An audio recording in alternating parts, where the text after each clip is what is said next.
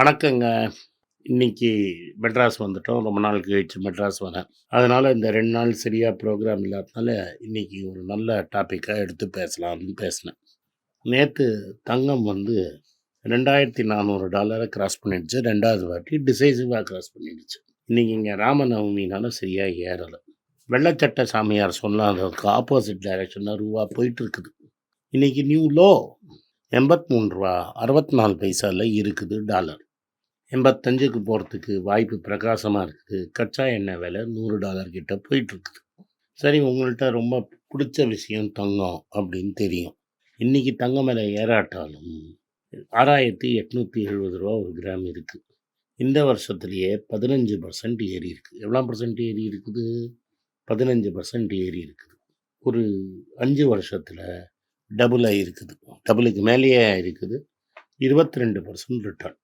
உங்கள்கிட்ட தங்கத்தை வாங்குன்னு நான் சொன்னேன். இப்போ 7% உங்களுக்கு வட்டி வருதுன்னு பேங்க்கில் வச்சுக்கோங்க. மோடிஜி கொடுத்துருக்குறாருப்பா. நீங்கள் 1ஆம் தேதி ஜான்வரி அன்னைக்கு $5,000 பேங்க்கில் டெபாசிட் பண்ணியிருந்தீங்கன்னா, இந்த 5,200 டெபாசிட் பண்ணியிருந்தீங்கன்னே வச்சுப்போம். 1 கிராம் தங்கத்தை வாங்கியிருப்பீங்க. இந்த 5,200 உங்களுக்கு $120 கிட்ட தான் வட்டி வரும். இந்த 4 மாதத்துக்கு சேர்த்திங்க. 4 மாதம் முடிஞ்சிருச்சுன்னு சொன்னீங்கன்னா கூட 120 வட்டி. இல்லை 6 மாதம் வட்டியே எடுத்துக்கோங்க, $180 எடுத்துக்கோங்க. அந்த $200க்கு $5 வட்டி கொசுறு போட்டு $180 எடுத்துக்கோங்க. அம்மையார் அதில் 10% சாப்பிட்ருவாங்க. நீங்கள் டேக்ஸ் கட்டணுமா கட்ட வேண்டாமா அதெல்லாம் அம்மையாருக்கு கவலை கிடையாது. அம்மையாருக்கு டேக்ஸ் போகணும். அதனால் அம்மையார் டேக்ஸை வாங்கிடுவாங்க. அப்போது உங்கள்கிட்ட இருக்கிறது $162. தங்கம் 2 மாதத்தில் எப்படிலாம் ஏறும்னு தெரியாது. ஏறலன்னு வச்சுப்போம். இன்றைக்கி தங்கத்தின் விலை ஜிஎஸ்டி சேர்த்திங்கன்னா $7,200 கிட்ட இருக்குது. நீங்கள் $5,200 போட்டால் $7,200 பெட்டரா, இல்லை $5,200 போட்டு 2 மாதம் கழித்து $160 வாங்கிக்கிறது பெட்டரா அப்படிங்கிறத நீங்களே டிசைட் பண்ணிக்கோங்க. இதனால தான் உங்கள்கிட்ட சொன்னேன், ஐயா இந்த தங்கத்திலேயே வாங்கி வச்சுக்கோங்க. அவசரம்னா இந்த தங்கத்தை வச்சோன்னா நம்மளுக்கு பெட்டராக கிடைக்கும். இந்த எமர்ஜென்சி பணத்தெல்லாம் கொண்டு போய் பேங்க்கில் கொட்டாதீங்க. கொட்டினா அதோட வேல்யூ போயிடும் அப்படின்னு சொன்னேன். இப்போ 5 வருஷத்துக்கு கணக்கு பார்த்தீங்கன்னா, 5 வருஷத்துக்கு முன்னாடி $3,200 பேங்க்கில் போட்டிருந்தீங்க. உங்கள் கையில் $3,200 1 கிராம் தங்கமும் வாங்கிட்டீங்கன்னு வச்சுப்போம். இன்றைக்கி தங்கங்கிறது $7,200 இருக்குது. இன்னும் மேலே போகிறதுக்கு வாய்ப்பு இருக்குது. அன்றைக்கி ரேட்டு பேங்க்கில் 5% தான் இருந்தது. $150 போட்டால் அம்மையார் $15 பிடிக்கிடுவாங்க. $135 கிடைக்கும். ஸோ ஒரு வருஷமும் $135 போட்டிங்கன்னா 5 வருஷத்துக்கு உங்களுக்கு $650 அம்மையார் கொடுத்துருப்பாங்க. பப்ளிக் செக்டர் பேங்க்கு தான் சொல்கிறோம். சரி, அப்புறம் வட்டிக்கு ஒரு $50 வச்சுக்கோங்க. $100 வச்சுக்கோங்க ஜாஸ்தியாக. அவ்வளோலாம் கொடுக்க மாட்டாங்க, வச்சுக்கோங்க. என்ன தான் முக்கினாலும் $370. $3,200 போட்டுட்டு இன்னொரு $700 கிடச்சா கூட உங்களுக்கு $4,000 ஆச்சு 5 வருஷத்தில். தங்கத்தை போட்டிருந்தீங்கன்னா 3,200 7,200 ஆயிடுச்சு. நீங்கள் என்ன டிசைட் பண்ணணும்னா, உங்களுக்கு $4,000 பெருசா, $7,200 பெருசா அப்படின்னு. நீங்கள் ஆனால் 4,000 பெருசாக இருக்கலாம். சில பேர் சொல்லுவாங்க, இந்த எஸ்பெஷலி இந்த பம்மல் வெஸ்ட் மாம்பலத்தில் இருக்கிறவங்க என்ன சொல்லுவாங்க, $4,000 தான் பெருசு, $7,600 பெருசு இல்லை அப்படிம்பாங்க. அதனால் இதுதான் வித்தியாசம் பேங்க்கில் பணம் போட்டிருந்தீங்கன்னா.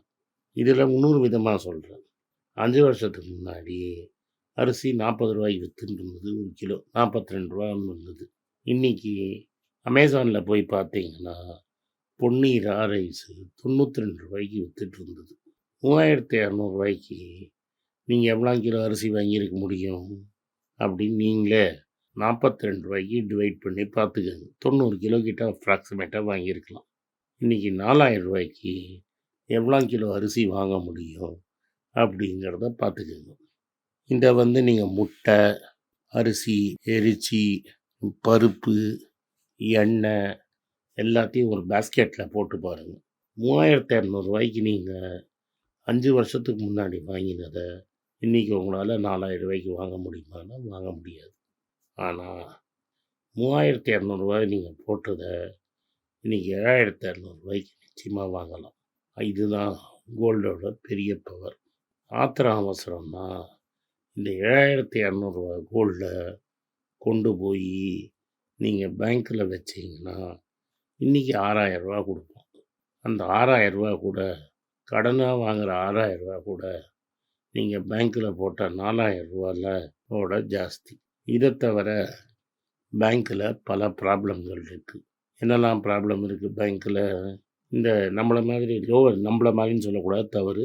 உங்களை மாதிரி லோவர் மிடில் கிளாஸ் ஆட்கள் பேங்க்கில் பணம் வச்சிங்கன்னா உங்களுக்கு மினிமம் பேலன்ஸ் சார்ஜு, அதுக்கப்புறமா எஸ்எம்எஸ் சார்ஜு, அதுக்கப்புறமா ஏடிஎம்மை 5 வாட்டிக்கு மேலே யூஸ் பண்ணிட்டீங்கன்னு ஒரு சார்ஜு, நீங்கள் ஸ்டேட் பேங்க் ஏடிஎம்மை பேங்க் ஆஃப் பரோடாவில் யூஸ் பண்ணிட்டீங்கன்னு ஒரு சார்ஜு.